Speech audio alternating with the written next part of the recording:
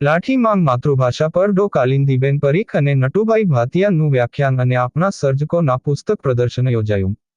સાહિત્ય અકાદમી ગાંધીનગર અને આરાધના charitable trust લાઠી દ્વારા વિશ્વ માતૃભાષા દિવસ નિમિત્તે માતૃભાષા મહિમા ગાનના બેનર હેઠળ કાર્યક્રમ યોજાયો, જેનું દીપ પ્રાગટય કરી પ્રારંભ કરી કલાપી વિનય મંદિરના પ્રિન્સિપાલ આર.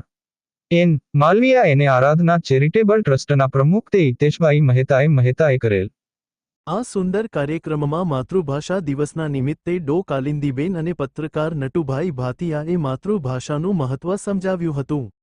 આ તકે કલાપી વિનય મંદિરની છાત્રાઓ દ્વારા માતૃભાષા વિશે સુંદર ગીતોની પ્રસ્તુતિ કરેલ, તેમજ રાજ્યના મુખ્યમંત્રી શ્રી ભૂપેન્દ્રભાઈ પટેલના ઓનલાઈન સંદેશ પાઠવ્યો હતો અને ગુજરાત રાજ્ય સાહિત્ય અકાદમીના ડો ભાગ્યેશ જહાએ કાર્યક્રમની પ્રેરણા પૂરી પડેલ.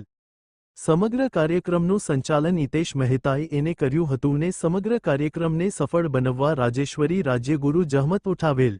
આ પ્રસંગે શાળાના ગુજરાતી ભાષા શિક્ષકા ગીતાબેન એને વિરાણી સાહેબે તેમજ વિદ્યાર્થીઓ એને શિક્ષક સ્ટાફે ઉપસ્થિત રહેલ. અહેવાલ રસિક વેગડા.